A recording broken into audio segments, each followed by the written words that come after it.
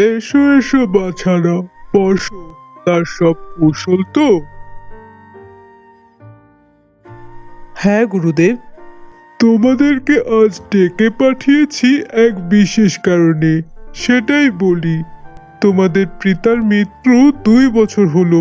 মৃত্যুকালে সে তার শেষ ইচ্ছের কথা আমাকে বলেছিল। কি ইচ্ছে গুরুদেব? প্রথমত, কোনো রাজা মারা গেলে তার জ্যেষ্ঠ পুত্র তার স্থানে রাজা হয়ে অধিষ্ঠান করে। কিন্তু তোমার বাবার ইচ্ছা ছিল একটু ভিন্ন। তিনি বলে গেছেন তার 2 ছেলেই যেন রাজ্যের সমান ভাগ পায়, অর্থাৎ অর্ধেক তোমার এবং বাকি অর্ধেক তোমার ভাইয়ের। তোমরা সারাদিন শিকার করে বেড়াও, কিন্তু এবার সময় এসেছে রাজ্য সামলানোর। যে যার দায়িত্ব বুঝে নাও। কবে রাজ্যভাগ বুঝে নিতে হবে গুরুদেব? আজ হতে ঠিক 2 মাস পর একটা শুভ দিন রয়েছে। ওই দিনই ওই শুভ কাজ সম্পূর্ণ করব আমি। তাহলে এখন তোমরা আসতে পারো। ঠিক আছে গুরুদেব।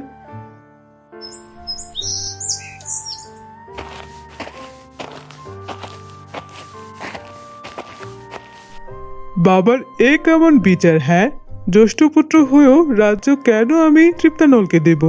না না, এ কিছুতেই হতে পারে না। আমি কখনোই অর্ধেক রাজ্য ওকে দেব না। এই রাজ্যের একমাত্র রাজা হব আমি, শুধুই আমি।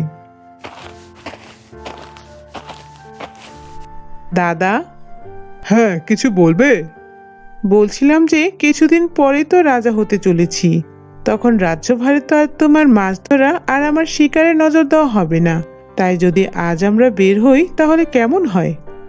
তা বেশ, ভালোই বলেছ। আজ যাওয়া যায়। ঠিক আছে, তাহলে আজই চলো। কিন্তু আজকে একটু বিপরীত হলে কেমন হয়?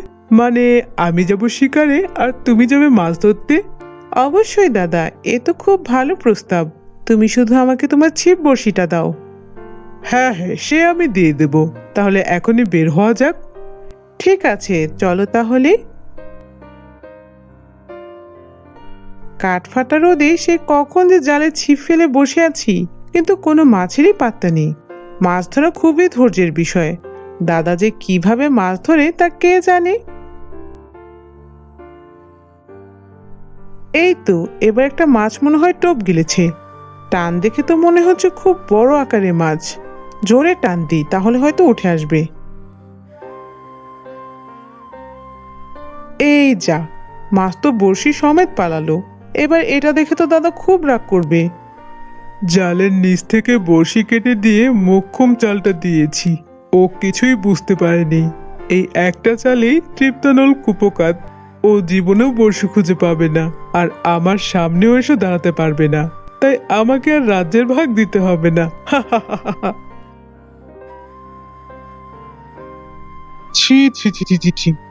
অকর্মার ঢেকি, আমার এতদিনের সাধের বড়শিটা হারিয়ে চলে এলি। আমি কি করব বলো? মাছ যদি বড়শি ছিঁড়ে নিয়ে চলে যায় তাহলে আমার কি করার আছে? এত কথা আমি জানি না। আমার ওই বড়শিটা চাই। যেখান থেকে পারিস ওটা নিয়ে আয়। কামানকে বলে আমি আরো অনেক বড়শি গড়িয়ে দিচ্ছি। না, আমার ওই বড়শিটাই চাই। ওটা ছাড়া আর অন্য কোনো বড়শি আমি নেব না। কিন্তু সেটা পাবো কিভাবে দাদা? একটু বোঝার চেষ্টা করো। নৌকা নিয়ে সমুদ্রে বেরিয়ে পড়। জাল ফেলে মাছ ধরবি, আর মাছদের মুখ হাঁ করে দেখবি তাদের মুখে আমার বড়শি গেঁথে আছে কিনা। কিন্তু সেটা কি সম্ভব? সম্ভব না হলে আর কখনো তোর মুখ আমাকে দেখাবি না। যা, দূর হয়ে যা। যে সামান্য একটা বড়শি সামলাতে পারে না, সে আবার নাকি রাজ্য সামলাবে। অপদার্থ কোথাকার, যা এখান থেকে।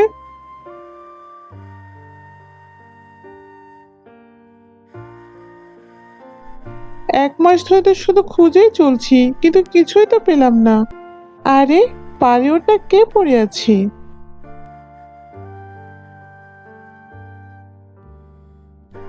তুমি কে?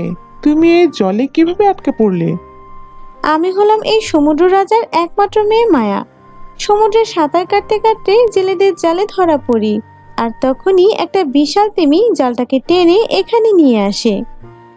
তোমার বাড়ি কোথায়? আমি তোমাকে সেখানে পৌঁছে দিয়ে আসব। ওই যে, ওই সমুদ্রের ধারে আমার বাবার রাজপ্রাসাদ। আমার সাথে আমার নৌকায় ওঠো, আমি তোমাকে ওখানে পৌঁছে দিচ্ছি।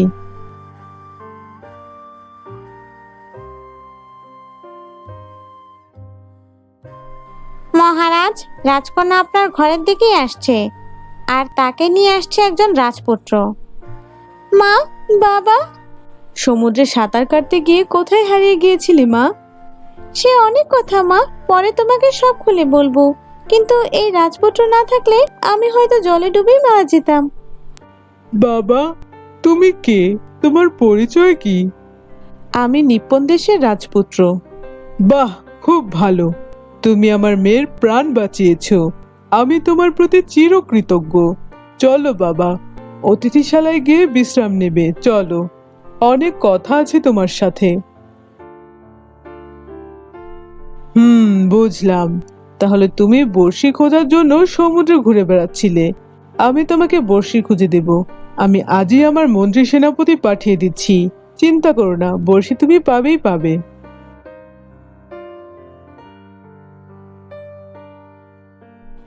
মাছগণ, সত্যি করে বলো, কার মুখে বড়শি গেঁথে আছে?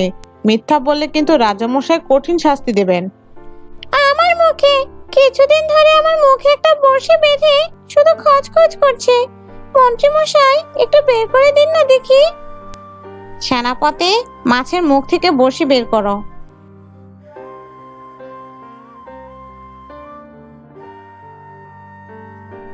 যাক বাবা, বাঁচলাম। এই যে মন্ত্রী মশাই, বড়শি। বাবা, তৃষ্ণানল, বড়শি পাওয়া গেছে। দেখো তো, এইটাই সেই বড়শি কিনা? হ্যাঁ হ্যাঁ, এটাই সে বড়শি। আপনাকে যে কি বলে ধন্যবাদ জানাবো আমি বুঝতে পারছি না। এবার আমাকে বাড়িতে ফেরার অনুমতি দিন রাজামশাই। সে তো অবশ্যই, কিন্তু তোমার সাথে আমার মেয়েকেও পাঠাবো। হ্যাঁ বাবা, তোমাকে আমার আর রানীমার অনেক পছন্দ হয়েছে। তোমার কাছেই আমার মেয়েকে আমি সম্প্রদান করতে চাই। ভালো থাকিস মা, কদিন পরেই আমরা তোমাকে দেখতে যাব। সেনাপতি, নিয়ে এসো। এটির নাম জোয়ার মানিক আর এটির নাম ভাটা মানিক। যদি কখনো কোনো শত্রু এসে তোমাকে মারতে চায়, তাহলে জোয়ার মানিককে তার দিকে ছুঁড়ে মারবে। সমুদ্রের জল এসে তাকে ভাসিয়ে নিয়ে যাবে, আর সেই জলোচ্ছ্বাসকে আটকাতে ছুঁড়ে মারবে ভাটা মানিক।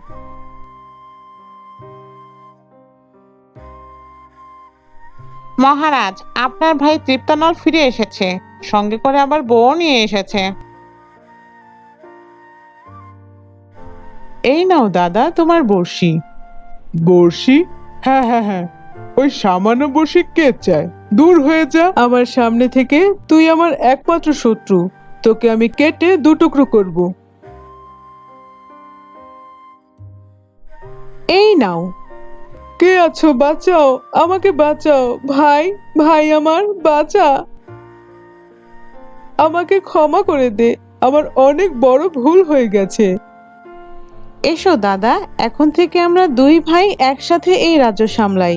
সবাই একসাথে মিলেমিশে থাকি। জয় মহারাজ দীপ্তানলের জয়। জয় মহারাজ দীপ্তানলের জয়।